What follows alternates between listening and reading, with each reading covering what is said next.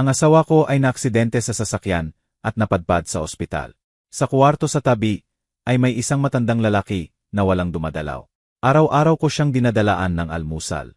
Bago siya makaalis, hinawakan niya ng mahigpit ang kamay ko at bumulong ng may pagmamadali na nagpalamig ng dugo ko. Umalis ka na sa kanya ngayon. Hindi ko naintindihan. Noong una, akala ko naguguluhan lang siya. Epekto na ng katandaan. Pero paglabas ko sa ospital 3 araw pagkatapos, nagsimulang magkaroon ng saysay ang bawat salita niya. At ang natuklasan ko ay nagpapatunay na matagal na palang bulag ako. Ako si Valentin, 48 anyos, at hanggang sa aksidente na yon ay akala ko kilala ko ng lubos ang asawa ko. Akala ko pagkatapos ng 23 taon na pagsasama, wala nang lihim sa amin. Mali ako ng todo. Nagsimula ang lahat isang Martes hapon. Bagong dating lang ako galing sa shift ko, sa pabrika ng industrial packaging kung saan ako supervisor. Karaniwang araw lang, walang inaasahang magbabago. Si Martha ay dapat umuwi mga alas 6. Palagi siyang late umuwi mula sa real estate agency kung saan siya nagtatrabaho. Pero nang hapong yon, tumawag ang cellphone ko alas -5:30. Unknown number. Kumusta po, Ginoong Valentin Reyes? Tanong ng formal na boses ng babae. Mula po kami sa ospital ng San Rafael. Naaksidente po ang asawa ninyong si Martha. Stable daw siya, pero kailangan ko raw pumunta agad. Parang lumubog ang puso ko sa tiyan. Kinuha ko ang susi, pitaka, at tumakbo sa kotse. Habang nagmamaneho patungo sa ospital, hindi tumitigil ang isip ko sa mga kakilakilabot na imahe. Aksidente. Paulit-ulit na tumatalbog ang salitang yon sa utak ko. Mas binilisan ko pa ang takbo, kahit dapat hindi. Pagdating ko sa emergency, isinama ko ng nurse kay Martha. Nakahiga siya sa stretcher. May benda sa noo at nakabendang brasong kaliwa. May mga pasa sa lig at mukhang mas naiirita kaysa matakot. Valentin, sabi niya pagkakita sa akin. Pagod at inis ang boses. Hindi naman malala. May isang tangaraw na lumabag sa stoplight at binangga ako sa side ng driver. Sira na raw ang kotse. Lumapit ako para hawakan ang libreng kamay niya, pero inalis niya ito ng bahagya. Parang naiinis sa haplos. Okay ka lang ba? Masakit ba? Masakit lahat, sagot niya habang nakatingin sa kisam. Iobserba raw ako dahil tinamaan ang ulo ko. 2 o 3 araw daw. Sayang daw sa oras. Nagulat ako dahil hindi siya mukhang natatakot o natutuwa na nakita ako. Parang naiinis lang sa sitwasyon. Inisip ko na dahil sa sakit, pagod, epekto ng gamot. Palaging may dahilan ang mga mahal natin. Pumasok ang batang doktor at ipinaliwanag na mild concussion lang daw. Walang malala, pero kailangan i-monitor para sa anumang senyales ng brain injury. Binigyan siya ng kwarto sa 3rd floor. Sinamahan ko siya habang itinatulak sa wheelchair.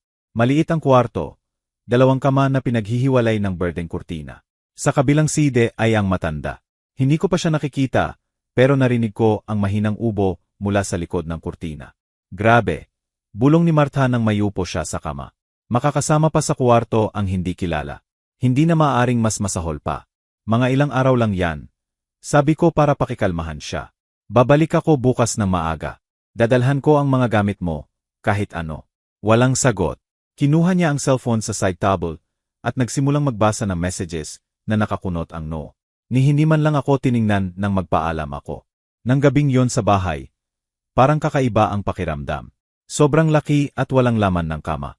Hindi naman kami sobrang sweet nitong mga nakaraang buwan. Pero ramdam ang kawalan niya. Nagbuyat ako, iniisip ang aksidente, kung gaano kasfragile ang buhay, kung paano nagbabago ang lahat sa isang segundo. Kinabukasan, alas 8 ako dumating sa ospital. Dala ko ang bag na may malinis na damit para kay Martha, charger, ilang magazine.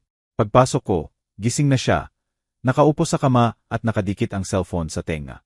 Pagkakita sa akin, pinutol niya agad ang tawag. Sino yon? Tanong ko nang hindi nag-isip. Wala, sa trabaho. Matigas at maikli ang sagot. Inilagay ko ang bag sa upuan. Dinala ko lahat ng hiniling mo. Hindi man lang binuksan ang bag. Bumalik siya sa cellphone. Doon ko narinig ang boses mula sa kabilang kurtina. Pasensya na po, binata. Matutulungan niyo po ba ako rito? Sumilip ako. Sinusubukan na matanda na abutin ang baso ng tubig na malayo sa side table. Mga 75 anyos siguro, o higit pa. Mukha puno ng kulubot, buhok puti na puti, nanginginig ang kamay, pero malinaw at matalim ang mata. Sige po, sabi ko at lumapit. Inabot ko ang baso. Hinawakan niya ito ng dalawang kamay na parang kayamanan. Salamat, maraming salamat po. Ako po si Ernesto. Malambot at magiliw ang boses. Ako po si Valentin. Ikinagagalak po. Mas maayos na po ba ang misis ninyo? Opo, salamat. Observation lang po. Tumango ng dahan-dahan si Mang Ernesto. Buti naman at nandito kayo sa kanya. Mahalaga yon. May kakaibang lungkot sa tono niya. Tiningnan ko ang side niya ng kuwarto. Walang bulaklak, card, o bakas na may dumalaw. At kayo po, tanong ko. May pamilya po bang dumarating? Ngumiti siya, pero malungkot ng ngiti na sumasakit. Wala na po. Hindi ko na tinanong pa. Bumalik ako kay Martha na abala pa rin sa cellphone. Parang wala lang ako. Umupo ako sa upuan sa tabi ng kama at sinubukang makipag-usap. Pero monosyllables lang ang isinagot niya. Hindi man lang ako tinitingnan. Gusto mo bang dalhan kita ng pagkain? Tanong ko pagkatapos ng ilang sandali. Hindi na. Okay na ang pagkain dito sa ospital. Sigurado.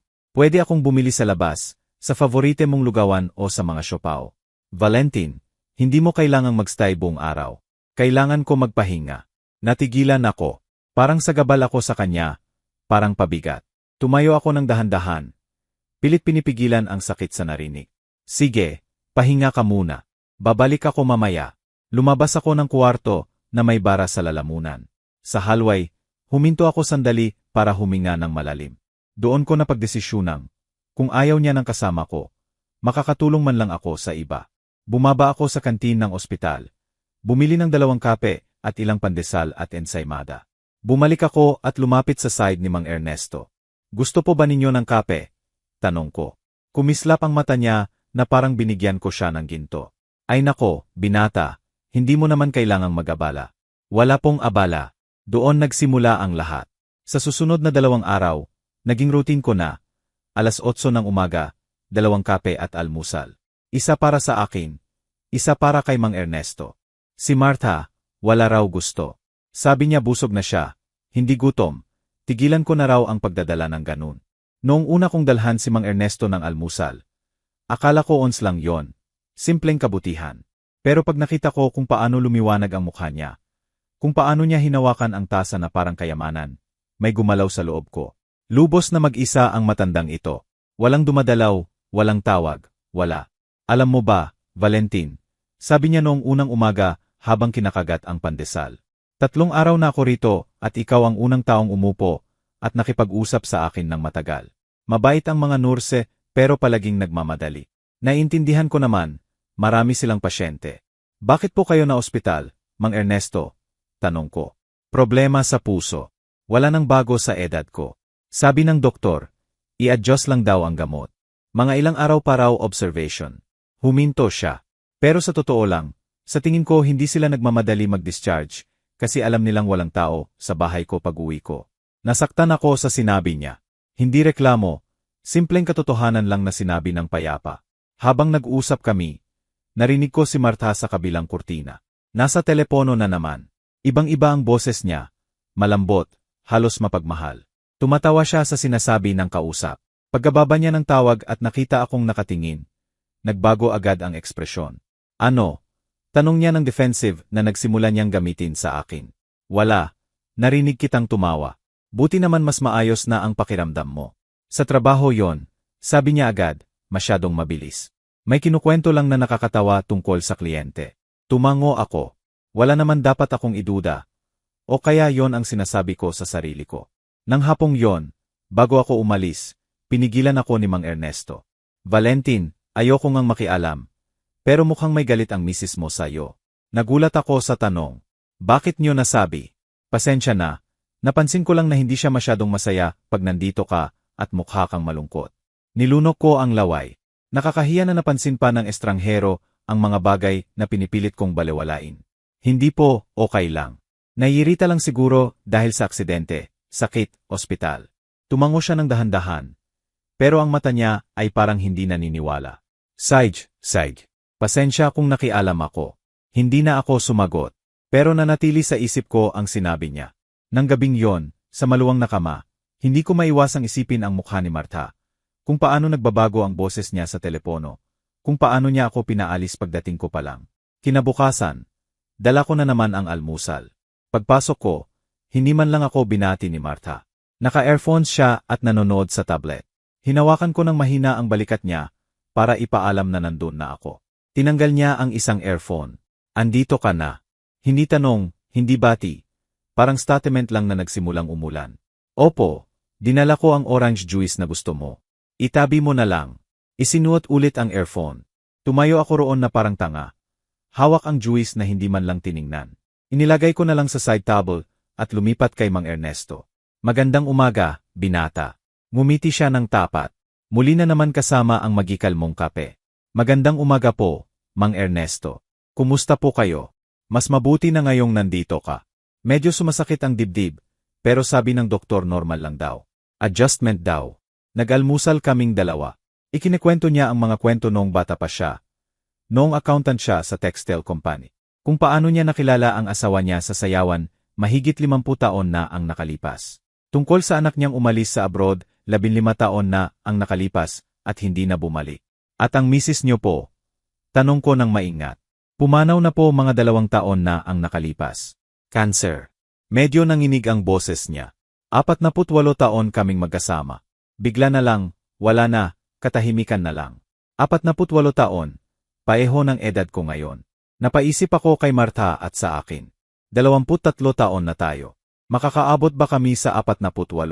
Gusto ko ba talagang makarating sa ganoong edad na ganito ang pakiramdam ko? Mang Ernesto, sabi ko pagkatapos ng ilang sandali. Pwede po bang magtanong ng personal? Siyempre. Sa loob ng 48 taon, palagi po ba kayong masaya?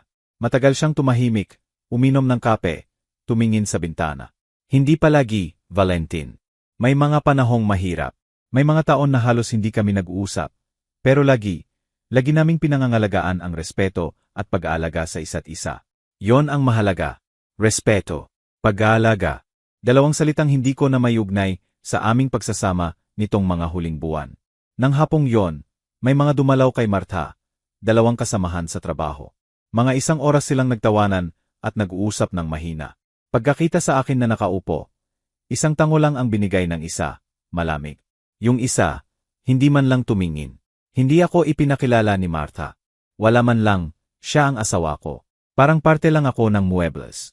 Pag-alis nila, lumapit ako. May kailangan ka pa ba bago ako umalis? Wala na. Bukas na raw ako ma-discharge, di ba? Opo, sa umaga. Susunduin kita ng maaga. Hindi na kailangan. May susundo na sa akin. Natigilan ako. Sino? Kasamahan. Malapit lang naman sa bahay. Pero ako naman ang asawa mo, Martha. Pwede akong mag-leave sa trabaho. Valentin, may pasok ka. Sayang ang kalahating araw mo. Naayos ko na.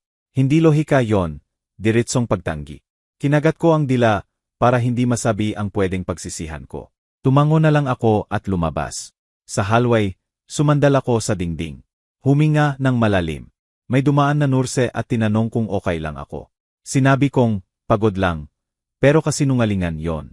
Hindi ako pagod, devastated ako. Bumalik ako sa loob. Diretso ako kay Mang Ernesto. Tiningnan niya ako at walang sinabi. Pero ang mata niya puno ng pag-unawa. Yung klaseng pag-unawa na taglay lang ng mga nakaranas na ng maraming buhay. Mang Ernesto, bulong ko. Sa tingin niyo po ba, pwede kang maging kasal sa isang tao, pero pakiramdam mo mag-isa ka pa rin? Hindi agad sumagot. Isinara niya ang binabasang libro. Tinanggal ang salamin at tinitigan ako. Valentin, sasabihin ko sa iyo ang natutunan ko ng huli na. Minsan, ang pinakamalalim na pag-iisa ay hindi ang walang kasama, kundi ang kasama mo pero parang wala ka sa paningin niya. Tulad ng suntok sa tiyan ang mga salita niya, dahil yon nga ang nararamdaman ko. Hindi ako nakikita ni Martha. At ano po ang ginawa niyo? Nagtiis ako ng maraming taon. Akala ko magiging maayos ang lahat ng kusa. Akala ko kung mas matiyaga ako, mas understanding, mas mabait, magiging okay. Mali ako. Huminto siya. Marami akong pinagsisisihan, binata. Maami. Hindi ako halos makatulog ng gabing yon. Ang mga salita ni Mang Ernesto ay umiikot sa isip ko. Nagtiis ako ng maraming taon. Ginagawa ko ba yon? Naghihintay na lang na magbago ang lahat ng kusa. Kinabukasan, pumunta ako sa ospital kahit sinabi ni Martha na huwag na. Hindi ko kayang manatili sa bahay, alam kong alis siya ng araw na yon. Kailangan ko siyang makita. Makasigurado na okay siya, kahit na parang pabigat ang presensya ko sa kanya. Pagpasok ko 9:00 ng umaga, Nakabihis na si Martha. Nakaupo sa kama na may maleta sa tabi. Nasa telepono na naman. Pagkakita sa akin, nagbago agad ang mukha, hindi gulat, kundi inis. Kailangan ko munang mag-end call, sabi niya sa telepono. Kita tayo mamaya. Binaba niya at tiningnan ako. Sabi ko sa iyo hindi na kailangan pumunta ka pa. Asawa kita, Martha. Siyempre dadalaw ako. Valentin, sabi ko nga susunduin ako ni Adrien. Si Adrien, unang pagkakataon na nabanggit ang pangalang yon. Si Adrien, kasamahan ko sa agency. Ipinakilala ko sa iyo sa Christmas party. Di ba naalala mo? Hindi ko naalala. Sa party na yon, sobrang dami ng tao. Halos hindi ako nakipag-usap kahit kanino. Halos pinilit niya akong sumama, tapos pagdating doon nawala siya sa mga kasamahan, at ako naiwan sa sulok na may hawak na wine na hindi ko gusto. Ah, nga pala, pagsisinungaling ko. Sige, susunduin niya ako sa kalahating oras. Umupo ako sa upuan ng walang sabi. Sa kabilang kurtina, gising na si Mang Ernesto. Narinig ko siyang gumalaw. Magandang umaga po, sabi ko habang sumisilip. Magandang umaga, Valentin. Alis na pala ang misis mo ngayon. Opo, ma-discharge na po. Buti naman. Siguradong masaya na siyang makauwi. Tumingin ako kay Martha. Nakatingin siya sa cellphone na nakakunot ang noo. Nakapamewang labi. Hindi masaya ang itsura niya. Parang nagmamadali. Mang Ernesto, kayo po. Kailan po ang discharge nyo? Bukas daw, kung maayos ang resulta ng test ngayon. Kailangan ko pa ng hatid pa uwi. Pwede po akong dumaan bukas. Nagilaw ang mukha niya. Talaga bang gagawin mo yon para sa akin? Siyempre po, walang problema. Ay, binata, hindi mo alam kung gaano ko yan na-appreciate. Mahaba ang biyahe sa taxi at masakit pa ang dibdib ko. Huwag po kayong mag-alala, bukas po ako pupunta. Narinig ko ang mahinang TSS mula sa side ni Martha. Lumapit ako. May problema ba? Wala. Walang tingin sa akin, pero ang tono niya ay nagsasabi ng kabaligtaran.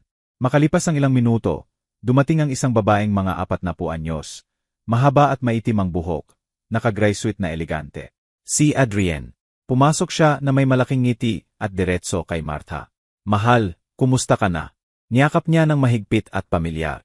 Ibinalik ni Martha ang yakap. Mas okay na, gusto ko nang makalabas rito. Sige, tara na. Kinuha ni Adrien ang maleta ni Martha nang hindi man lang ako tiningnan. Adrien, sabi ko habang tumatayo. Ako si Valentin, asawa ni Martha. Tumingin siya sa akin na parang ngayon lang niya ako napansin. Kumusta? Malamig at formal ang bati. Inabot niya ang kamay ng mekanikal. Ikinagagalak. Walang galak sa boses. Tumayo si Martha. Tiningnan kung may naiwan. Sige, tara na. Wala ka bang kailangan pang tulungan? Tanong ko. Hindi na. Adrien, tulungan mo ako. Magkita na lang tayo sa bahay. Tumango si Martha nang hindi ako tinitingnan. Nauna nang lumabas si Adrien na may dala ang maleta. Sumunod si Martha. Sandali lang siyang tumigil sa pintuan. Salamat sa pagdalaw mo nitong mga araw, sabi niya, pero parang obligasyon lang na sinabi, hindi bukal sa puso. At umalis silang dalawa, nagtawanan pa habang nasa halway. Naiwan akong nakatayo roon na parang gunggong, nakatingin sa saradong pinto. Valentin. Ang boses ni Mang Ernesto ang nagbalik sa akin sa realidad. Halika, upo ka muna. Lumapit ako at naupo sa upuan. Parang may mabibigat na bato sa dibdib ko. Okay ka lang ba? Tanong niya. Opo, medyo hindi ko alam. Minsan pakiramdam ko mas gusto pa ng asawa ko ang kasama kahit sino kaysa sa akin. Tumahimik si Mang Ernesto.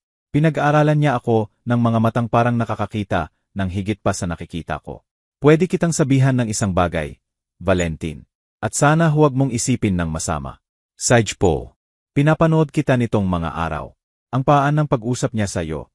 Kung paano ka natitinag tuwing sinasaktan ka ng salita niya. Marami na akong nakita sa buhay, at naniniwala ako. Ang taong nagmamahal sa iyo ay hindi ka pinaparamdam na ganito. Parang malamig na tubig na binuhos sa akin ang mga salita niya. Gusto kong ipagtanggol siya. Gusto kong sabihing mali siya. Stress lang siya sa aksidente. Hindi ganoon ang sitwasyon. Pero hindi ko magawa dahil sa loob ko alam kong totoo. 23 taon na kami, bulong ko. 23 taon. Hindi pwedeng lahat ng yon ay kasinungalingan. Hindi ko sinasabing lahat ay kasinungalingan, Valentin. Pero ang mga tao, nagbabago. O minsan, tinigilan na lang nilang itago ang tunay nilang pagkatao. Nagtagal pa ako roon. Nagkwentuhan kami ng iba pa. Marami pa siyang ikinuwento tungkol sa buhay niya noong bata pa siya, noong iba pa ang mundo. Maya-maya, dumating ang nurse para sa test niya, kaya nagpaalam na ako. Bukas po pupunta ako para sunduin kayo, sabi ko. Mga 10:00 po ng umaga, okay lang po ba? Sige, binata. At Valentin, mag-ingat ka. Mangako kang mag-iingat ka. Mangako po ako. Lumabas ako ng ospital na may kakaibang pakiramdam. Sa isang banda, naluoy na okay na si Martha at hindi malala ang aksidente. Sa kabilang banda, may emptiness na hindi ko maipaliwanag. Parang may nabasag sa amin. At ngayon ko lang napapansin. Pag-uwi ko, andun na si Martha. Nakahiga sa kama at abala sa cellphone. Ni hindi man lang tumingin pagpasok ko. Kumusta ang pakiramdam mo? Tanong ko. Okay lang, pagod. Gusto mo bang ipagluto kita? Wala akong gana. Tumayo ako sa pintuan ng kuwarto. Bahay ko to, kuwarto ko to, asawa ko to. Pero pakiramdam ko parang estranghero ako. Martha, may nagawa ba akong mali? Sa wakas tumingin siya. Ano? May inis ba ako sayo? Hindi ako galit, Valentin. Gusto ko lang magpahinga. Pero nitong mga araw, sobrang layo mo. Naaksidente ako ng kotse. Inaasahan mo bang magdidisco ako? Hindi. Pero, wala naman. Pagod lang ako. Pwede mo ba akong iwan muna? Bawat salita ay parang kutsilyo. Lumabas ako ng kuwarto at dahan-dahang isinara ang pinto. Pumunta ako sa sala at naupo sa sofa. Katahimikan ng buong bahay. Mabigat, hindi komportable. Naisip ko si Mang Ernesto, ang mga sinabi niya. Naisip ko kung paano niya niyakap si Adrien nang may higit na lambing kaysa sa ipinakita sa akin nitong mga buwan. Naisip ko ang mga tawag na pinuputol pagdating ko. Naisip ko kung paano nagbabago ang boses niya pag may kausap siyang iba. May mali. Matagal ko nang nararamdaman, pero pinili kong balewalain. Pinili kong maniwala na guni-guni lang, paranoia lang, okay lang ang lahat. Pero hindi ko na kayang magsinungaling sa sarili ko. Nang gabing yon, natulog ako sa sofa, hindi dahil hiniling niya, kundi dahil hindi ko na kaya matulog sa tabi ng taong nagpaparamdam sa akin na mag-isa. Nanatili ako roon sa dilim, nakatingin sa kisame. Iniisip kung kailan nagsimula ang lahat. Kailan huli siyang tumingin sa akin na may pagmamahal. Kailan huli kaming nag-usap tungkol sa higit pa sa gastusin sa bahay. Hindi ko na maalala, at yon ang pinakamasakit. Kinabukasan, maaga akong nagising. Si Martha, nanatili sa kuwarto, ni hindi lumabas para mag-almusal. Nagtimpla ako ng kape, naligo, at umalis patungo sa ospital. Nangako ako kay Mang Ernesto na susunduin siya. At pangako yon natutuparin ko. Pagdating ko sa kuwarto niya, handa na siya, nakabihis ng simpleng damit pero malinis, nakaupo sa gilid ng kama na may maliit na bag sa tabi. Ngumiti siya pagkakita sa akin. Akala ko nakalimutan mo na ako. Hindi po kailanman, Mang Ernesto. Handa na po kayong umuwi. Higit pa sa handa. Tinulungan ko siyang tumayo. Dahan-dahan ang lakad niya. Maingat, pero walang reklamo. Pinirmahan niya ang discharge papers. Nagpasalamat sa mga nurse. At lumabas kami ng ospital ng magkasama. Sa isang lumang subdivision ng lungsod siya nakatira. Mga bahay na isang palapag. Medyo magulo ang hardin, makitid ang kalye. Binigay niya ang address at nagmaneho ako ng tahimik habang siya ay nakatingin sa labas. Parang malalim ang iniisip. Matagal na po ba kayong nakatira roon? Tanong ko para matigil ang katahimikan. Buong buhay ko. 42 taon sa isang bahay. Binili namin ng misis ko noong bagong kasal pa kami. 20 taon naming binayaran ang mortgage. Iyon ang aming pride. Huminto siya. Ngayon, masyado nang malaki para sa akin lang. Pagdating namin, maliit ang bahay. Kulay kriyam ang dingding na kupas na dahil sa araw at ulan. Matataas na damo sa hardin at puno na nalalagas ang tuyong dahon sa daanan. Tinulungan ko siyang bumaba at naglakad hanggang sa pinto. Gusto niyo po bang tulungan ko kayong makapasok? Tanong ko. Huwag na, binata. Sobra na ang oras na ninakaw mo sa akin. Hindi po nakaw kung ginagawa ko ng buong puso. Ngumiti siya, kinuha ang susi, at binuksan ang pinto. Amoy bahay na matagal nang sarado ang loob. Walang buhay. Nakasarado ang kurtina at madilim. Kahit papaano po, payagan niyo akong tulungan kayong makaayos, sabi ko. Hindi tumanggi si Mang Ernesto. Pumasok kaming dalawa. Malinis ang loob pero walang buhay. Mga lumang muebles, mga larawan sa dingding. Wall clock na tumigil na. Parang frozen sa panahon. Naupo kami sa sala habang naghahanda ako ng tsaa. Nag-usap kami ng mga simpleng bagay. Panahon, doktor. Kung paano nagbago ang barangay sa paglipas ng taon. Pero napapansin ko na pinagmamasdan niya ako ng mabuti. Parang may gusto siyang sabihin, pero wala pang tamang oras. Sa wakas sinabi niya, Valentin, pwede bang magtanong ng personal? Sage po, masaya ka ba sa kasal mo? Parang sinuntok ako sa dibdib. Tumahimik ako sandali. Masaya ba ako? Kailan huli akong naramdaman na masaya sa piling ni Martha? Hindi ko po alam, pag-amin ko. Sa tingin ko hindi ko na nga alam kung ano ang pakiramdam ng saya. Tumango si Mang Ernesto ng dahan-dahan. Parang nakumpirma lang ang alam na niya. Tumayo siya ng may kahirapan at lumapit sa isang side table malapit sa bintana.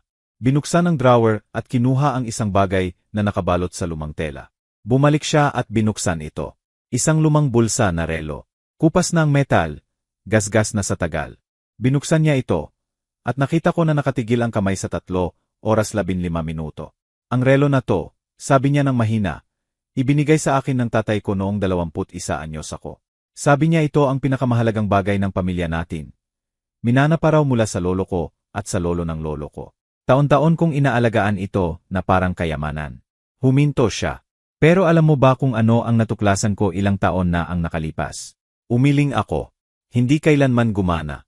Maganda lang sa labas. Niloko lang ako ng tatay ko dahil gusto niya maniwala ako na mayroon kaming kayamanan. Pero sa loob, sira na ito mula pa noong una. Inabot niya sa akin ang relo. Gusto kong ito ang itago mo. Mang Ernesto, hindi ko po matatanggap. Pamana po yan ng pamilya niyo. Kaya nga ito ibinibigay ko. Wala na akong pamilya. At kailangan mong maintindihan ito, Valentin. Tinitigan niya ako. Minsan, ang mga bagay na mukhang mahalaga ay mahalaga lang sa labas. Pwede kang gumugol ng maraming taon sa pag-aalaga sa isang bagay na matagal nang patay sa loob. Kinuha ko ang relo. Mabigat sa kamay ko. Malamig ang metal sa palat. Bakit niyo po sinasabi ito sa akin? Tanong ko kahit alam ko na ang sagot. Dahil 40 taon din akong namuhay kasama ang isang taong nagpaparamdam sa akin tulad ng ginagawa ng asawa mo sa iyo. Nagdiis ako. Kinumbinsi ko ang sarili na tungkulin ko yon. Na ang kasal ay habang buhay, na magiging maayos ang lahat. Pero lumala pa. At pag namatay siya, ang naramdaman ko lang ay pagpapawalang sala. Matagal akong nakonsensya dahil doon. Nanginig ng bahagya ang boses niya. Wala akong masabi. Nanatili ako roon, hawak ang sira na relo. Nararamdaman ang bawat salitang tumatagos sa akin. Valentin, mangako ka sa akin ng isang bagay. Mangako kang bibigyan mo ng pansin ang mga senyales, ang sinasabi ng intuition mo. Dahil pinabayaan ko yon at nasayang ang buhay ko. Mangako po ako. Nagtagal pa ako roon. Tinulungan ko siyang mag-ayos ng ilang gamit. Tiniyak kong may sapat na pagkain sa kusina. Binigyan ko siya ng number ko, at sinabing tumawag siya kung may kailangan. Pag-alis ko, nakatayo siya sa pinto, kumakaway. Sa daan pa uwi, hindi ko maiwasang isipin ang relo. Inilagay ko ito sa glove compartment ng coats. Tuwing humihinto ako sa ilaw, tumitingin ako roon na parang mawawala ito. Isang bagay na mukhang mahalaga, pero sira sa loob. Pag-uwi ko, halos 3:00 na ng hapon. Nasa sala si Martha, nanonood ng TV. Pagpasok ko, bahagya lang akong tiningnan. Saan ka galing? Tanong niya nang walang gaanong interes. Dinala ko si Mang Ernesto sa bahay niya. Yung matanda sa ospital. Opo, buti na ipalabas na siya. Bumalik siya sa TV. Umupo ako sa kabilang sofa. Sinubukan kong panoorin ang sinya, pero hindi ko may focus ang isip. Nasa bahay pa rin ako ni Mang Ernesto, sa mga sinabi niya, sa relo. Martha, sabi ko pagkatapos ng ilang sandali. Pwede ba tayong mag-usap? Tungkol saan? Buntong hininga niya na parang mabigat na obligasyon ang hiling ko. Tungkol sa atin. Valentin, huwag kang magsimula. Hindi ako nagsisimula. Gusto ko lang makipag-usap sa iyo. Nanonood ako. Pagod ako. Sabi ng doktor kailangan ko magpahinga. 3 araw pa lang. Martha, discharge ka na. Okay ka na ba talaga? Ngayon mo pa sasabihin kung ano ang nararamdaman ko. Tumaas ang boses niya. Alam mo ba, Valentin? Sawang-sawa na ako sa palaging gusto mong mag-usap. Mag-usap, mag-usap. Hindi lahat kailangan ng malalim na usapan. Tumahimik ako. Ano pa bang masasabi ko? Tuwing sinusubukan kong lumapit, lalong lumalayo siya. Kumain kami ng tahimik ng gabing yon. Nagluto ako ng pasta dahil yon lang ang natira sa pantry. Halos hindi hinawakan ni Martha ang plato niya. Sabi niya wala raw gana. Pumasok siya sa kwarto at isinara ang pinto. Naiwan ako sa kusina na naghuhugas ng pinagkainan. Iniisip kung paano kami napunta rito. Kailan nagsimula. Naalala ko ang unang mga taon. Hinintay niya ako pag-uwi ko galing trabaho. Nagluluto kami ng magkasama, nagtawanan, gumagawa ng plano. Saan nawala yon? Tinuyo ko ang mga pinggan at inilagay sa aparador. Pinatay ko ang ilaw. Pumunta ako sa kwarto na umaasa na gising pa siya. Kahit kaunti lang makapag-usap kami. Pero pagbukas ko ng pinto, nakatalikod siya, naka-earphones. Hindi sumagot si Martha. Baka tulog na, baka nagpapanggap lang. Nahiga ako sa kabilang gilid ng kama. May malaking espasyo sa pagitan namin. Isang espasyo na lalong lumalaki bawat araw. Ang mga sumunod na araw, pareho na lang. Maaga akong umaalis papuntang trabaho. Huli siyang gumigising. Pag-uwi ko, nasa cellphone o nanonood ng TV. Usapan lang ng mga kailangan. Ano ang ulam? Nabayaran mo ba ang kuryente? Bumili ka ba ng gatas? Wala nang iba. Isang hapon, pag-uwi ko galing trabaho, nakahanda na siya. Nakasuot ng bagong wine-colored dress na hindi ko pa nakikita. Mataas na sapatos. May make-up. Lalabas ka ba? Tanong ko.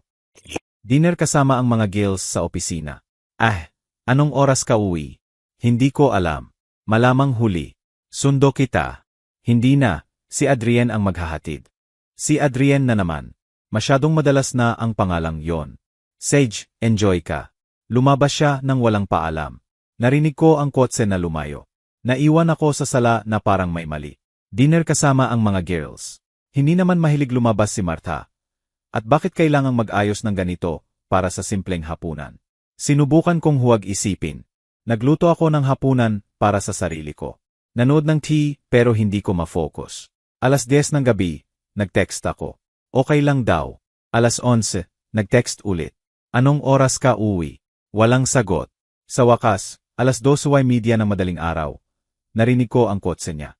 Dahan-dahang binuksan ang pinto. Pagkakita sa akin nagising sa sofa, nagulat siya. Bakit gising ka pa? Tanong niya. Naghintay ako. Hindi mo naman kailangan. Kumusta ang dinner? Okay lang, normal.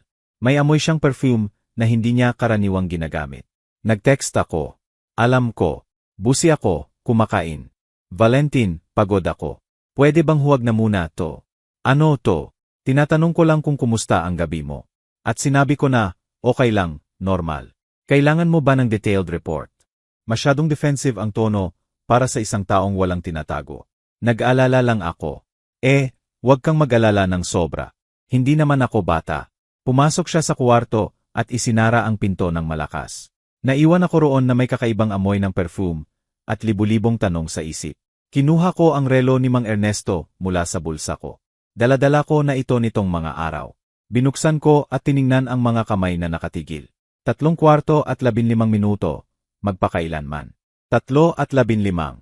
Isang bagay na mukhang mahalaga, pero sira sa loob. Ang mga sumunod na araw ay naging routine ng hinala. Ayoko sanang maging ganoong klaseng tao. Yung asawang seloso na sinusuri ang bawat galaw ng partner. Pero pagkatapos ng mga usapan kay Mang Ernesto, nagbago ang paningin ko. Nagsimula akong maging mapanuri. Tandaan ang mga bagay na dati binabalewala ko. Lalong madalas lumabas si Martha. Palaging may makatwirang dahilan. Meeting sa kliyente, seminar, dinner ulit kasama ang girls sa trabaho, at palaging kasali si Adrienne sa kwento. Isang hapon, nasa bahay ako nang magring ang cellphone ni Martha. Iniwan niya ito sa mesa habang naliligo. Nagilaw ang screen dahil sa message. Hindi ko sinadya pero napatingin ako. Galing kay Adrienne. Nandito na ang mga susi.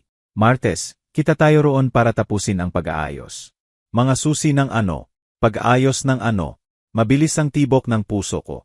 Narinig ko ang pagsara ng shower. Mabilis kong inilagay ulit ang cellphone at pumunta sa kusina na nagpapanggap na naghahanda ng pagkain. Lumabas si Martha na nakatawel, kinuha ang cellphone, binasa ang message, ngumiti ng bahagya, at nag-reply. Sino yon? Tanong ko na sinusubukang maging casual. Wala, sa trabaho. Inilagay niya sa bag ang cellphone. Sinungaling. Isa pang kasinungalingan. Nang gabing yon, nagdesisyon ako. Sa Martes, susundan ko siya. Alam kong mali. Alam kong pagsalakay sa privacy niya. Pero kailangan kong malaman kung ano ang nangyayari. Kailangan kong patunayan o iwaksi ang sigaw ng intuition ko araw-araw. Dumating ang Martes. Sabi ni Martha may ipapakita siyang property. 4:00 ng hapon. Umalis siya na nakaayos at may parehong malamig na ugali. Naghintay ako ng 5 minuto at sinundan siya ng kotse ko. Pinanatili ko ang distansya. Madali lang, wala siyang dahilan para maghinala na sinusundan ko siya. Nagmaneho siya patungong hilaga ng lungsod, sa bagong subdivision na hindi ko gaanong kilala. Mga modernong bahay, malinis na kalye, perpektong hardin.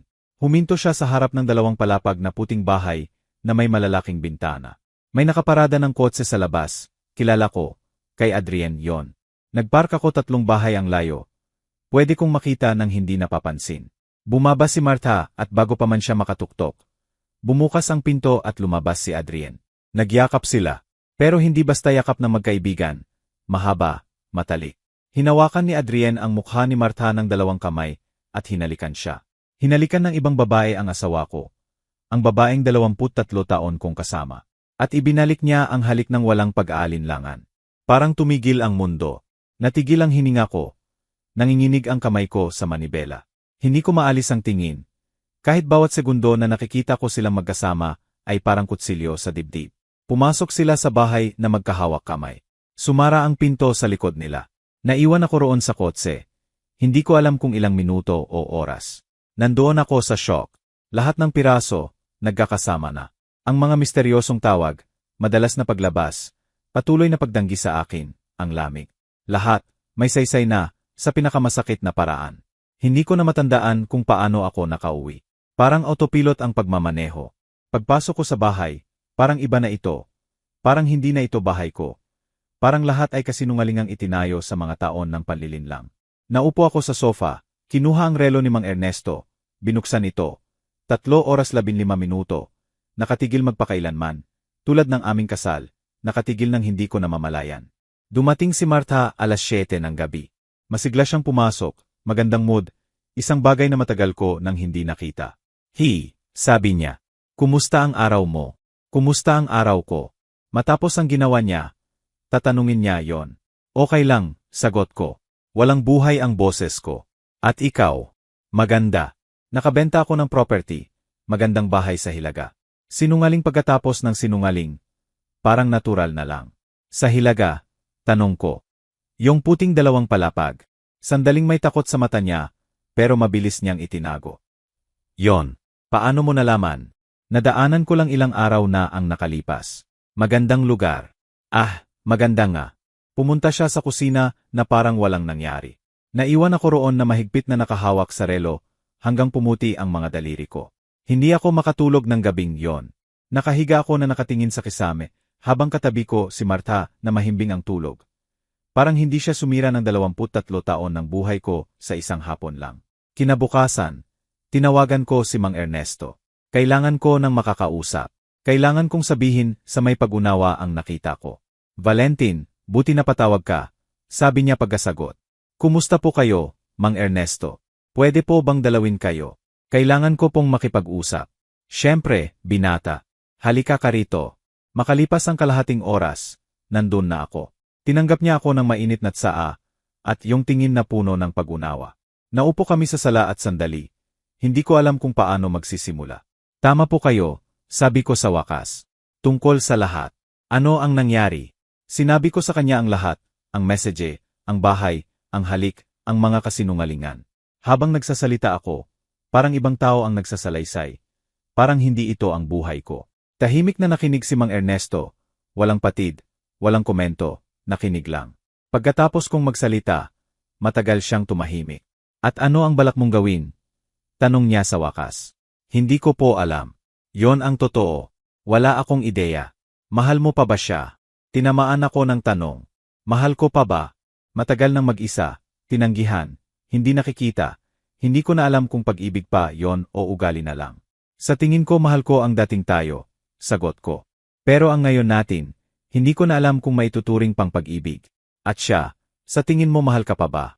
Naisip ko ang lamig niya, ang patuloy na pagdanggi, kung paano niya ako iniiwasan tuwing sinusubukan kong lumapit, kung paano nag-ilaw ang boses niya pag si Adrienne ang kausap. Hindi na siguro. Matagal na siguro. Tumango si Mang Ernesto. Kung ganoon, alam mo na kung ano ang dapat mong gawin. Pero 23 taon po, Mang Ernesto. 23 taon. Hindi ko pwedeng basta itapon yon. Valentin, pakinggan mo ako ng mabuti. Yung 23 taon, tapos na. Napagdaanan mo na yon. Siguradong may magaganda roon. Pero ilan sa mga taon na yon ang talagang masaya ka? Ilan ang hindi mo naramdaman ang pag-iisa kahit magkasama kayo?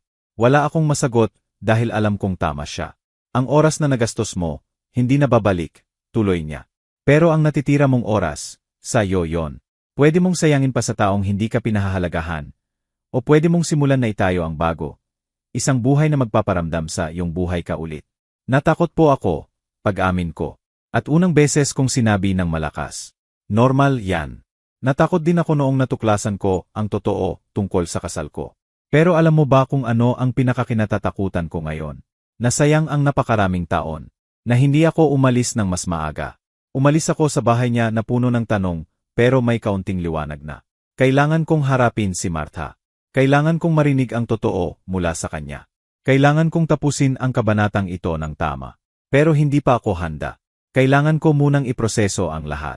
Kaya nagdesisyon akong maghintay, mag-obserba pa, mag-ipon ng ebidensya kung kinakailangan. Ang mga sumunod na araw ay parang tortura.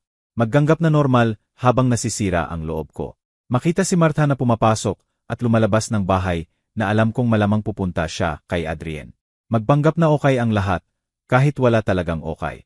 Isang gabi, habang natutulog si Martha, kinuha ko ang cellphone niya. Alam kong mali. Alam kong invasion of privacy. Pero kailangan kong malaman hanggang saan ito umabot. May lock ito. Sinubukan ko ang iba't ibang kombinasyon hanggang sa makapasok ako. Ang aming anniversary date, baligtad. Nakakatawa ang tadhana. Binuksan ko ang messages. Napakaraming usapan kay Adrien, mga larawan, plano, mga salitang pag-ibig. Pinag-usapan nila ang bahay na pinag-aayos nila, mga biyahe na gusto nilang gawin, isang future na wala ako. At doon ko nakita ang nagpalamig ng dugo ko. Isang message mula 3 linggo na ang nakalipas. Adrien, sinabi mo na ba? Martha, hindi pa. Gusto ko hintayin na matapos lahat. Walang saysay na pahirapan siya ng maaga. Adrien, mas mabuti na. Pag natapos na ang bahay, sabihin mo na lang. Martha, 2 linggo na lang siguro. Kailangan ko ng oras para ilipat ang ilang bagay nang hindi niya mapansin. Ilipat ang ilang bagay nang hindi ko mapansin. Paulit-ulit kong binasa, yon, hanggang mawala ang saysay ng mga salita. Hindi lang pala ako niloloko emosyonal. Pinaplano na niyang umalis, naglilipat ng pera, ng ari-arian. Naghahanda para mawala sa buhay ko na parang hindi umiral ang 23 taon namin. Patuloy kong binasa ang mga message. May detalyadong plano. May binuksan siyang bagong bank account nang hindi ko alam. Maliit na halaga ang inilipat mula sa joint account namin sa loob ng mga buwan. 5,000 dito, 8,000 doon. Maliit na halaga para hindi ko mapansin. Pero pag pinagsama, halos 20,000 na. Pera ko, pera namin, ipon namin para sa future. Ginagamit para buuin ang bagong buhay kasama ng iba. Nagsuka ako sa sakit. Inilagay ko ulit ang cellphone sa dati nitong pwesto at lumabas ng kwarto. Pumunta ako sa banyo at naglagay ng malamig na tubig sa mukha. Ang lalaking nakatingin sa salamin ay parang estranghero. Namumula ang mata, malalim ang eyebags, mukha ng talunan. Paano ako napunta rito? Saang punto ako naging ganito kabulag? Hindi ako makatulog ng gabing yon. Nanatili ako sa sofa hanggang sumapit ang umaga. Pagkagising ni Martha, gaya ng dati ang ugali. Binati niya ako nang hindi tumitingin sa mata. Nagtimpla ng kape, nag-ayos para sa trabaho. Huli ako ngayon, sabi niya bago umalis. May titingnan akong mga property. Sige, sagot ko nang walang buhay. Umalis siya at naiwan akong nakaupo. Iniisip kong ilan sa mga property na yon ang totoo at ilan ang dahilan para makasama si Adrien. Tumawag ako sa opisina at nagsabi na masama ang pakiramdam. Hindi ko kayang pumasok sa pabrika ng araw na yon. Hindi ko kayang magpanggap na normal habang gumuho ang mundo ko. Sa halip, pumunta ako sa bangko. Humingi akong makipag-usap sa account officer. Ipinakita niya ang joint account namin ni Martha. Nandoon ang mga withdrawal, maliwanag, maliit na halaga sa loob ng 6 na buwan. May iba pa po bang account na konektado sa asawa ko? Tanong ko. Tiningnan niya sa system. Wala po sa joint name. Pero hindi ibig sabihin na wala siyang individual account. Hindi yon lalabas dito. Nagpasalamat ako at lumabas ng bangko na may bigat na parang tingga ang nararamdaman. Lahat ay pinlano, si Nadia. Alam niya eksakto ang ginagawa niya. Pumunta ako sa bahay ni Mang Ernesto. Kailangan ko ng payo niya. Pagbukas niya ng pinto at nakita ang mukha ko. Walang tanong, pinapasok lang niya ako at naghanda ng tsaa. Nakita ko po ang mga message. Sabi ko nang walang paligoy-ligoy. Matagal na niyang pinaplano na iwan ako. Naglilipat siya ng pera sa account na binuksan niya nang hindi ko alam. Halos 20,000 na. Huminga ng malalim si Mang Ernesto. Valentin. At ang mas masakit, hindi pa rin niya sinasabi sa akin. Naninirahan pa rin sa bahay ko, gumagamit ng pera ko, natutulog sa kama natin, at kumikilos na parang walang nangyayari, na parang tanga ako na hindi napapansin. Ano ang gagawin mo? Kailangan ko ng abogado. Kailangan kong protektahan ang sarili ko. Kung ginagawa niya ito, ano pa ang hindi ko alam? Ano pa ang gagawin niya? Matalinong desisyon yan. Protektahan mo ang sayo bago pahuli. Tumayo si Mang Ernesto at pumunta sa kwarto. Bumalik siya na may calling card. Ito ang abogado na tumulong sa akin sa papeles ng misis ko nang pumanaw siya. Mabuti yan, matapat. Tawagan mo. Kinuha ko ang card. Ati. Samuel Rivera. Inilagay ko sa pitaka. Kailan mo siya kakausapin? Tanong ni Mang Ernesto. Hindi pa po. Una, kakausapin ko muna ang abogado. Gusto kong malaman ang mga karapatan ko. Ano ang pwede kong gawin para maprotektahan ang natitira? Tapos saka ko siya haharapin. Huwag kang magtagal, Valentin.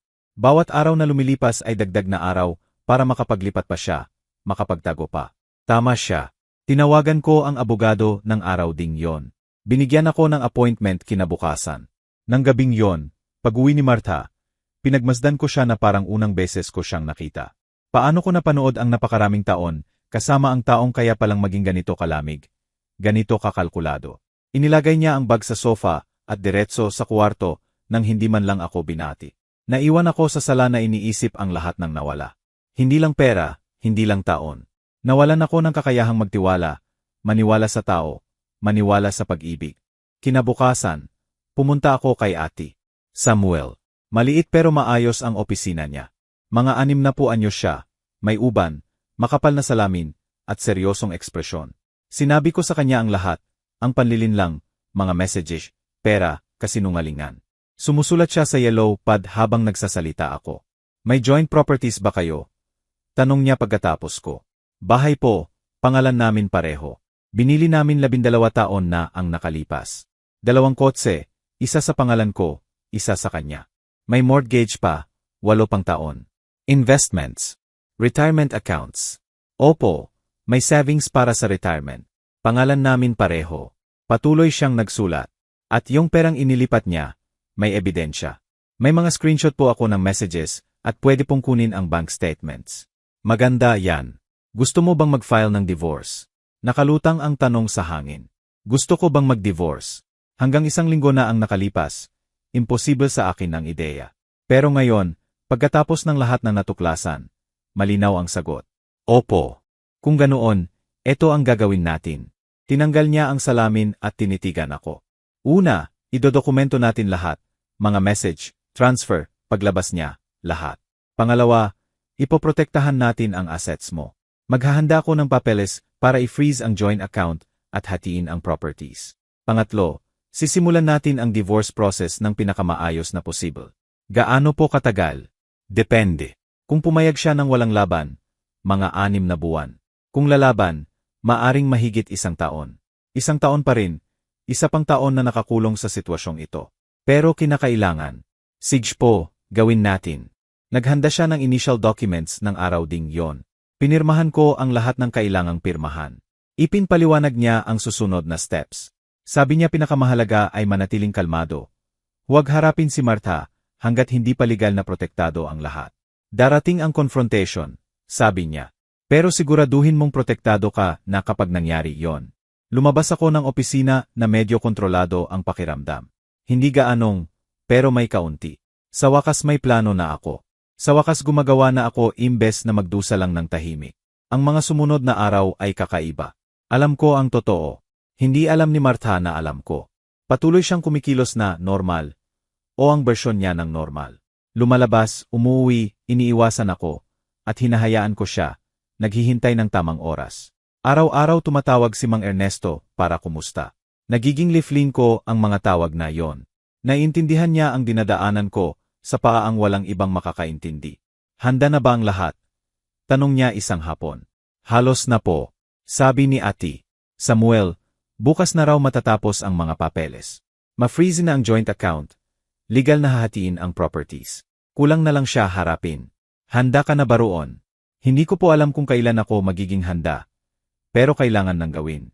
Valentin, tandaan mo, hindi ikaw ang kontrabida rito. Kahit ano ang reaksyon niya, kahit ano ang sabihin niya, wala kang ginawang mali. Siya ang gumawa ng desisyon na to. Siya ang sumira sa kasal. Ginagawa mo lang ay pinoprotektahan ang natitira sa iyo. Binigyan ako ng lakas ng mga salitang, yon, dahil natatakot ako sa confrontation. Natatakot ako sa reaksyon ni Martha. Natatakot ako na ipaparamdam niya sa akin na ako ang may sala. Na manipulahin niya ako. Na kumbinsihin na ako ang problema. Pero hindi ko na kayang mabuhay sa kasinungalingang ito. Sa gabi bago ang confrontation, hindi ako makatulog. Naiwan ako sa sala na hawak ang relo ni Mang Ernesto. Binubuksan at isinasara ko ito ng paulit-ulit. 3:15, palaging 3:15. Nakapaus sa panahon. Tulad ng buhay ko na matagal nang nakapause nang hindi ko napansin. Pero bukas, magbabago ang lahat. Bukas, magsisimula ulit akong gumalaw. Bukas, magsisimula ulit akong mabuhay. Dumating ang umaga. Nagising si Martha gaya ng dati. Nag-ayos para sa trabaho. Napagdesisyunan kong gabihin ko ang confrontation pag-uwi niya. Tumawag sa akin si Ate Samuel kanina para kumpirmahin na tapos na ang lahat ng papeles. Freeze na ang joint account mula 6:00 ng umaga. Hindi pa alam ni Martha. Huli ulit ako ngayon, sabi niya habang kinukuha ang bag. Maraming appointment. Tumango ako nang walang sabi. Umalis siya at naiwan akong nakaupo sa hapag ng kusina na may tasa ng kape na hindi ko ininom. Parang hindi totoo ang lahat. Parang buhay ng ibang tao ang ginagalawan ko. Tinawagan ko si Mang Ernesto. Ngayon na po ang araw. Ano ang pakiramdam mo? Takot, galit, malungkot, lahat sabay-sabay. Normal yan. Pero tandaan mo, Valentin, tama ang ginagawa mo. Hindi ka tumatakbo, lumalaya ka. Ginugol ko ang araw sa paghahanda ng isip. Inensayo ko ng paulit-ulit. Ano ang sasabihin ko? Paano ko sisimulan? Magagalit ba siya? Iyak ba? Sasabihin bang sira ulo ako? Dumating si Martha 8:00 ng gabi. Masigla siya. May dala siyang Chinese food para sa amin. Isang bagay na matagal nang hindi niya ginawa. Binili ko ang mga gusto mo. Sabi niya habang inilalagay ang mga plastic bag sa mesa. Akala ko magdi-dinner tayo ng magkasama. Nakakatawa ang tadhana. Sa mismong araw na magdedesisyon akong harapin siya, gumanap siya bilang normal na asawa. Naupo kami para kumain. Nagkwento siya tungkol sa araw niya. May mahirap na kliyente. May nabili siyang property. Kumakain ako ng tahimik. Parang abo ang bawat subo sa bibig ko. Okay ka lang ba? Tanong niya sa wakas. Tahimik ka masyado. Oras na. Wala nang perfect na timing. Ito na lang. Martha, kailangan nating mag-usap. Tungkol saan? Nagbago ng bahagya ang tono niya. Defensive agad. Tungkol sa atin. Sa totoong nangyayari. Hindi ko alam ang sinasabi mo. Sa tingin ko alam mo. Kinuha ko ang cellphone ko at binuksan ang mga screenshot ng messages niya. Pinakita ko sa kanya. Nawala ang kulay sa mukha niya. Mabilis na gumalaw ang mata niya sa mga larawan. Nagbuka ang bibig pero walang lumabas na tunog. Gaano katagal? Tanong ko ng kalmado. Gaano katagal ka nang kasama si Adrien? Tumahimik siya. Nanginginig ang kamay niya sa mesa. Sumagot ka, Martha. Karapatan ko yon. 1 taon. Bulong niya sa wakas. Mga kaunti pa higit sa 1 taon. 1 taon. Habang naniniwala akong may kasal pa rin kami. Habang sinusubukan kong intindihin kung bakit siya malamig. May buong buhay na pala siya kasama ng iba. At ang pera. Yung 20,000 na inilabas mo sa joint account natin. Paano? Pumunta ako sa bangko. Nakita ko bawat withdrawal, bawat transfer. Nanatiling kalmado ang boses ko. Pero sa loob ko ay bagyo. Pera natin yon, Martha. Pera nating ipinag-ipon para sa future natin. Ginamit mo para buuin ang buhay mo kasama niya.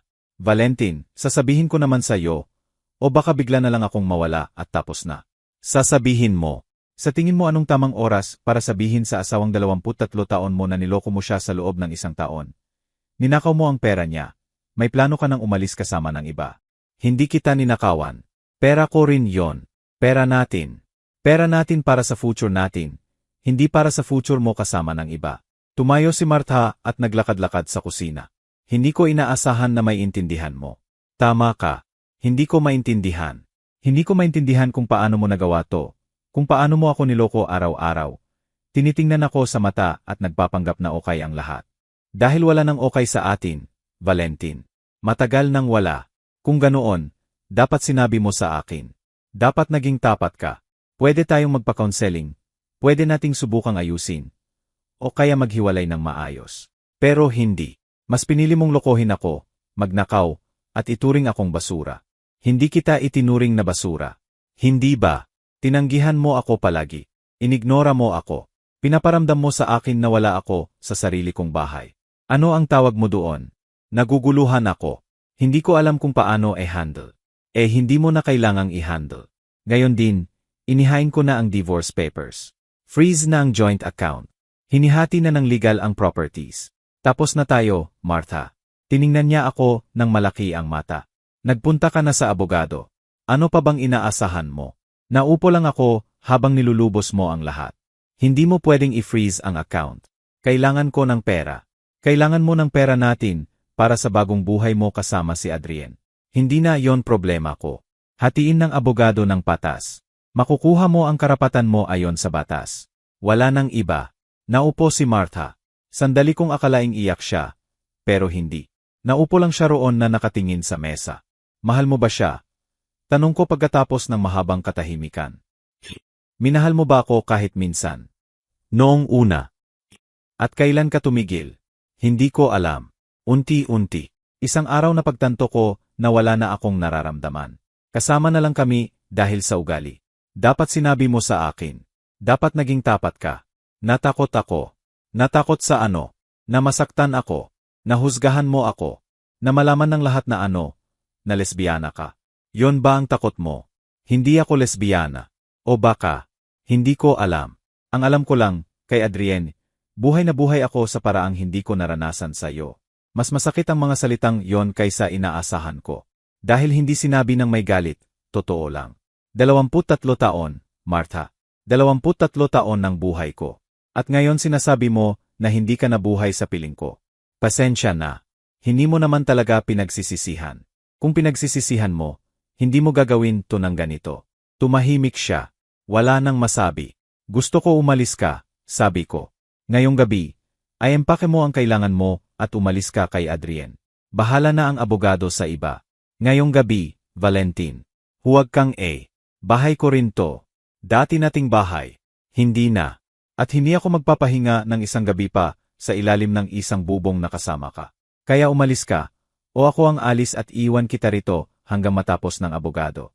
Tumayo si Martha at tiningnan ako ng may galit at frustration. Palaging ka. At ikaw palaging malamig. Pero tapos na ako sa pagditiis. Pumasok siya sa kwarto. Narinig ko ang pagbubukas ng drawer. Paglalagay ng gamit sa maleta. Naiwan ako sa kusina. Nanginginig ang kamay. Mabilis ang tibok ng puso na parang sasabog. Makalipas ang kalahating oras, lumabas siya na may 2 maleta. Tumigil siya sa pintuan ng kusina. Tapos na ba to? Tanong niya. 23 taon. At to na lang ang sasabihin natin. Ano pa bang gusto mong sabihin ko, Martha? Napatawarin kita. Na naiintindihan ko. Hindi ko maibibigay yon. Hindi pagkatapos ng ginawa mo. Isang araw maiintindihan mo na hindi ito para saktan ka. Para mailigtas ako. Pwede mong iligtas ang sarili mo nang hindi mo ako sinisira. Walang sagot. Kinuha niya ang maleta at lumabas. Narinig ko ang kotse na umandar at lumayo. At ganun na lang, pagkatapos ng 23 taon. Nawala si Martha sa buhay ko sa isang gabi. Naiwan akong nakaupo sa kusinang iyon ng maraming oras. Hindi ako umiyak, hindi sumigaw. Naramdaman ko lang ang pagbagsak ng lahat ng itinayo ko sa mahabang panahon. Sa wakas tinawagan ko si Mang Ernesto. Halos 2:00 na ng madaling araw, pero kailangan ko marinig ang boses niya. Valentin, ano ang nangyari? Nag-confront na po ako. Umalis na siya. Ano ang pakiramdam mo? Walang laman. Nasira.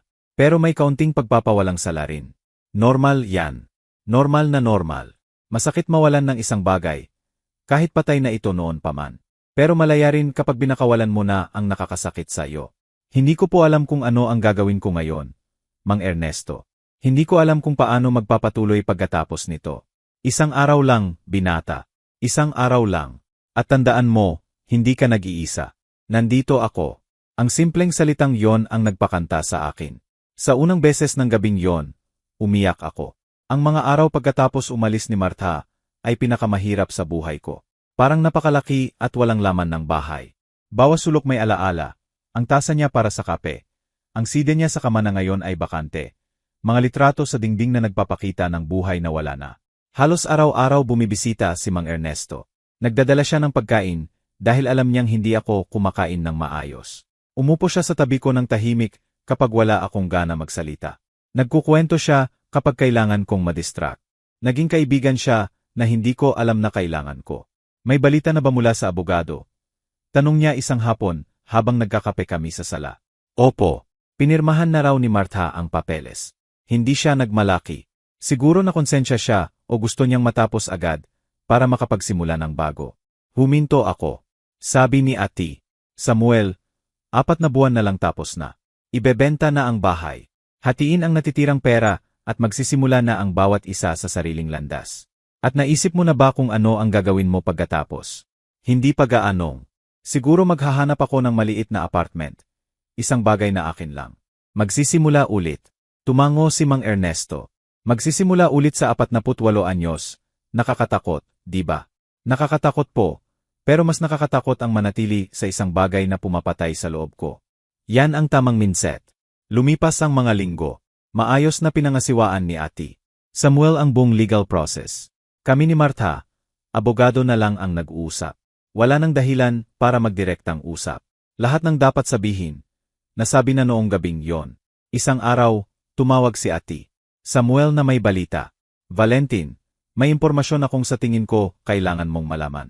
Ang misis mo, or soon-to-be ex-wife, sinubukan pang mag-withdraw ng pera mula sa investment account ninyo. Buti na lang, na-lock na natin lahat. Hindi niya nagalaw. Anong investment account? Yung binuksan ninyo noon para sa retirement.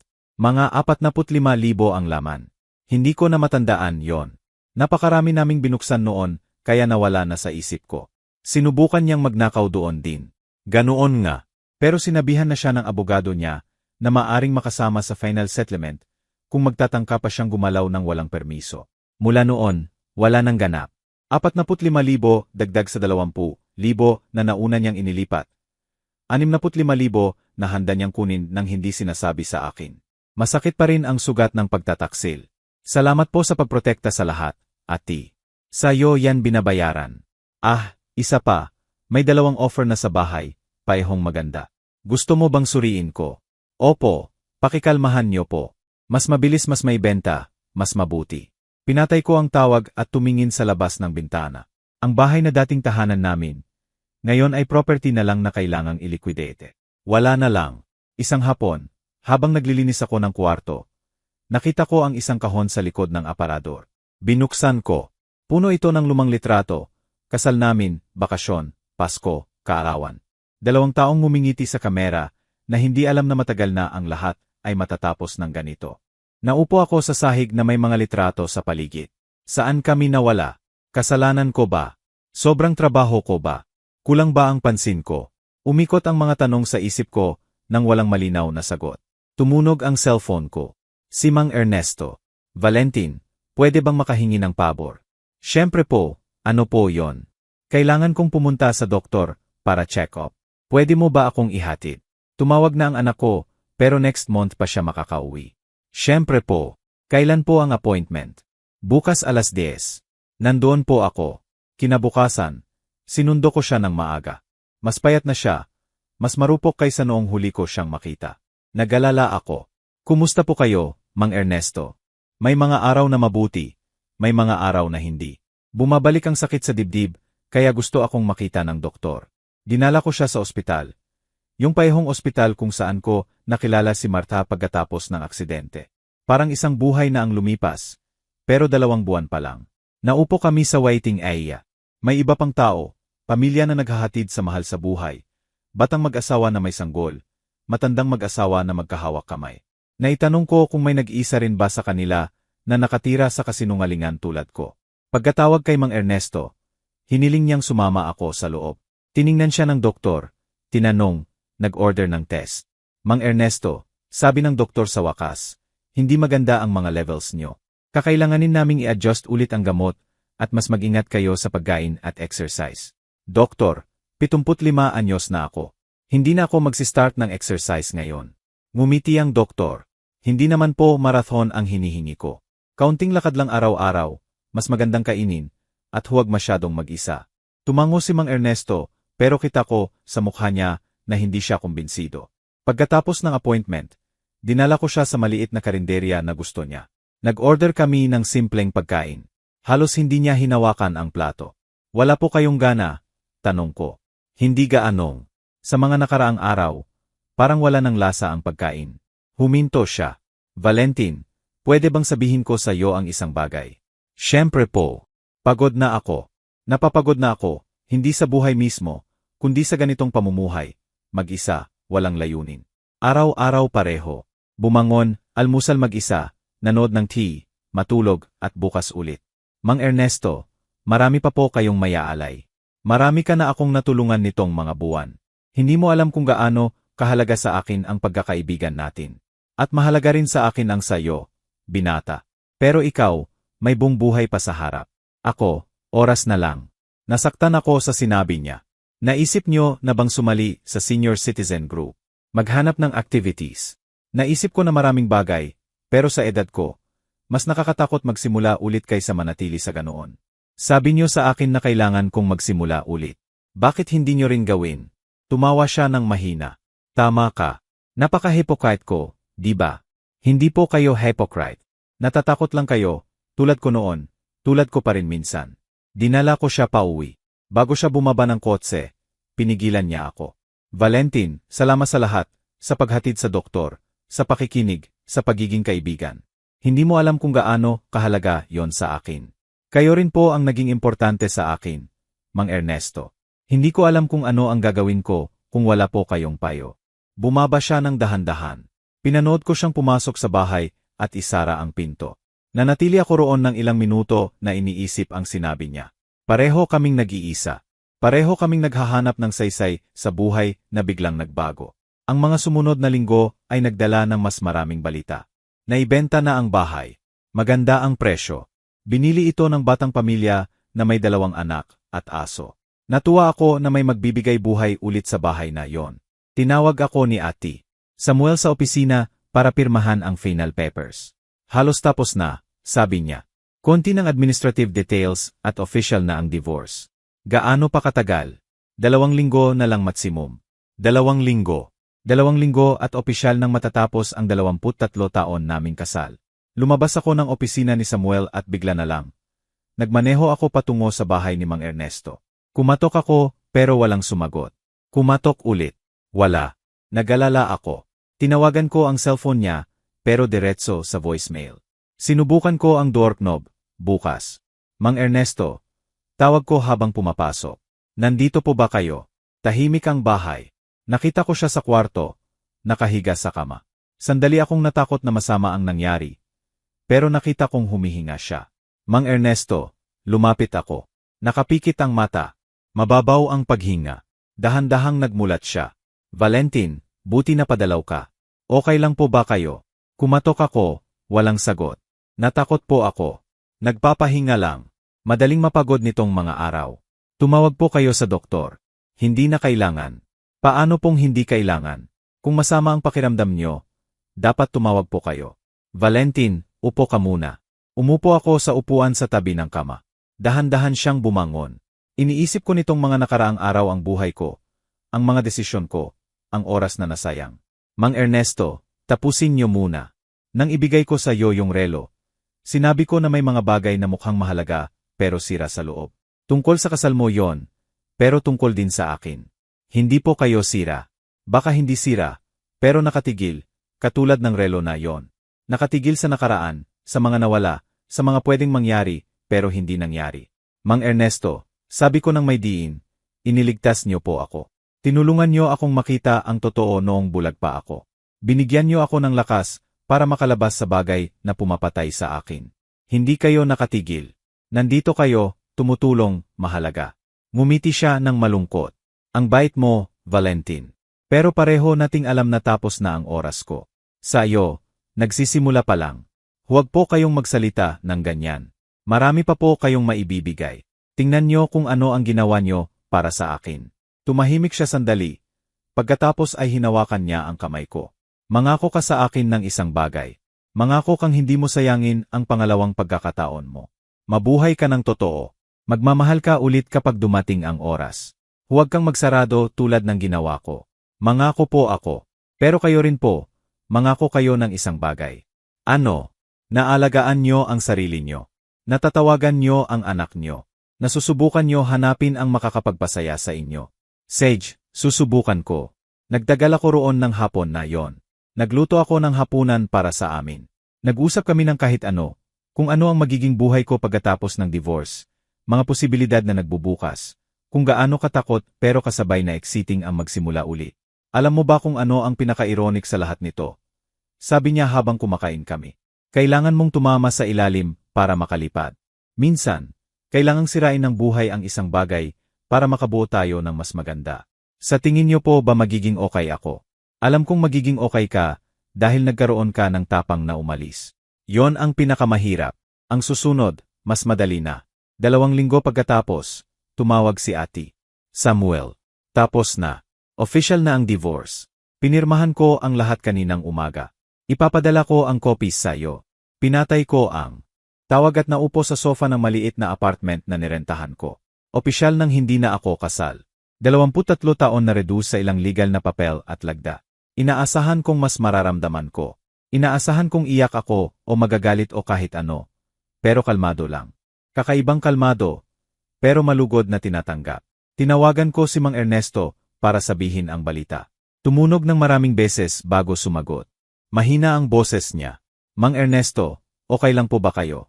Valentin, pagod lang. Gusto niyo po bang dalawin kita? Huwag na. Tawagan mo na lang ako bukas. Ipagdiwang mo ang kalayaan mo. Deserve mo yan. Binaba namin ang tawag.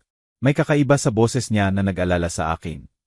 Pero pinili kong igalang ang hiling niya. Tatawagan ko siya ng maaga kinabukasan. Pero ang tawag na natanggap ko kinabukasan ay hindi ang inaasahan ko. Ang anak ni Mang Ernesto. Valentin, binigay sa akin ng tatay ko ang number mo. Si Rodolfo ito. Pasensya na sa ganitong oras. Pero nagka-heart attack ang tatay ko kagabi. Nasa ospital siya. Parang tumigil ang mundo. Ano po ang lagay niya? Stable pa naman. Pero malala daw sabi ng doktor. Nasa ICU siya. Pwede ka bang pumunta? Pupunta po ako. Dumating ako sa ospital sa loob ng 20 minuto. Hinintay ako ni Rodolfo sa labas ng ICU. Mga 50 anyo siya. Pareho ang pagod na mukha ng tatay niya. Salamat at napunta ka, sabi niya. Madami na akong narinig tungkol sa iyo mula sa tatay ko. Sabi niya napakabait mo raw. Siya po ang nakatulong sa akin. Pwede mo ba siyang makita? Pero saglit lang. Mahina na siya. Pumasok ako sa kwarto. Si Mang Ernesto, konektado sa mga monitor. May oxygen mask sa mukha. Napakaliit at marupok niya sa kama. Mang Ernesto, bulong ko habang lumalapit. Ako po to, Valentin. Dahan-dahang nagmulat siya, nakilala ako, at ngumiti ng mahina sa ilalim ng mask. Itinaas niya ang nanginginig na kamay at hinawakan ko yon. Huwag mong sayangin ang buhay mo. Bulong niya ng may hirap. Hindi po. Mangako po ako. Ipagmamalaki kita. Nasira ako sa mga salitang yon. Tumulo ang luha ko. At ako po, ipinagmamalaki kayo. Salamat sa lahat, Mang Ernesto. Salamat sa pagliligtas sa akin. Hinawakan niya ng mahigpit ang kamay ko sa huling pagkakataon. Sumara ang mata niya. Nagsimulang tumunog ng tuloy-tuloy ang monitor. Dumating ang mga nurse ng tumatakbo. Inilabas nila ako sa kwarto. Hinintay namin ni Rodolfo sa labas. Parang oras ang bawat minuto. Sa wakas lumabas ang doktor na may malungkot na mukha. Pasensya na po. Ginawa po namin ang lahat. Wala na po si Mang Ernesto. Maliit ang libing. Si Rodolfo, ilang kapitbahay. Hindi marami ang tao sa buhay ni Mang Ernesto. At yon ang pinakamasakit. Isang lalaking matalino, mabait, at namatay na halos mag-isa. Pagkatapos ng libing, hinila ako ni Rodolfo sa gilid. May iniwan ang tatay ko para sa iyo. Binigyan niya ako ng sobre. Binuksan ko ito nang nanginginig ang kamay. May sulat na nakasulat sa nanginginig na sulat kamay ni Mang Ernesto. Mahal kong Valentin, kung binabasa mo ito, ibig sabihin wala na ako. Huwag kang malungkot. Nagkaroon ako ng maraming taon, may maganda, may hindi. Pero nitong mga huling buwan, dahil sa iyo, naramdaman ko ulit na may saysay ako. Binigyan mo ako ng layunin nang wala na akong natitira. Binigyan kita ng relo bilang simbolo ng sira na bagay. Pero ngayon gusto kong tingnan mo ito ng iba. Kahit hindi gumagalaw ang kamay, maganda pa rin ang relo. May halaga pa rin ito, tulad mo. Ang ginawa ni Martha ay hindi nagde-define ng halaga mo. Ikaw ang magde-define nito. Mabuhay ka, Valentin. Mabuhay ka para sa atin dalawa. With love, Ernesto. Itinupi ko ang sulat at inilagay sa bulsa kasama ang relo. Dalawang bagay na ngayon ang naglalaman ng lahat para sa akin. Ang mga sumunod na buwan ay para sa pagbangon.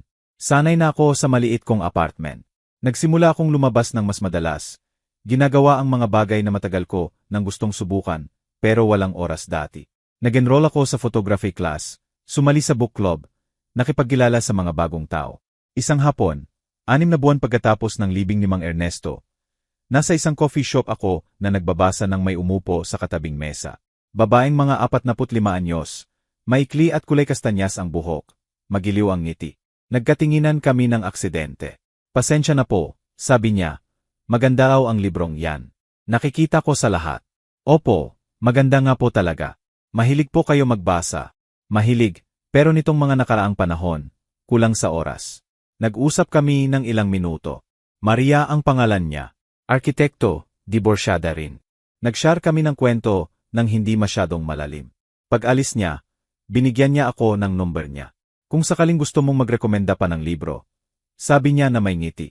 Hindi ko siya tinawagan agad noong araw na yon o kinabukasan. Pero makalipas ang 1 linggo, nag-text ako. Nagkape kami, pagkatapos ay nag-dinner. Dahan-dahan, walang pressure. Nagsimula kaming magkakilala. Hindi ko alam kung kami ni Maria ang magtatapos. Hindi ko alam ang darating na hinaharap. Pero sa unang beses sa loob ng maraming taon, hindi ako natatakot sa hindi ko alam. Dahil natutunan ko ang isang mahalagang bagay mula sa lahat ng ito. Minsan, sinisira tayo ng mga taong mahal natin, kahit hindi nila sinasadya. Minsan, tayo mismo ang nananatili sa lugar na pumapatay sa atin dahil sa takot sa hindi alam. Pero ang manatili sa sira na bagay ay hindi katapatan. Autodestruksyon yon. Ang manatili palagi ay hindi katapangan. Minsan, ang pag-alis ang pinakamatapang na desisyon na magagawa mo. Umalis sa nakakasakit. Umalis patungo sa mas mabuti. Umalis para iligtas ang sarili. Binulong sa akin ni Mang Ernesto noong gabing yon sa ospital. Umalis ka na sa kanya. At tama siya. Pero hindi lang kay Martha ako umalis.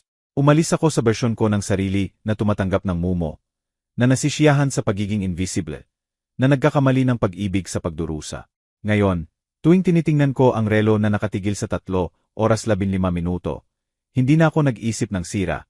Nag-iisip ako ng paalala. Nagtitigil ang oras kapag tumigil tayo sa totoong pamumuhay. Pero lagi nating maibabalik yon sa takbo. Kailangan lang ng tapang para gawin yon. At sa wakas, nagkaroon ako nito.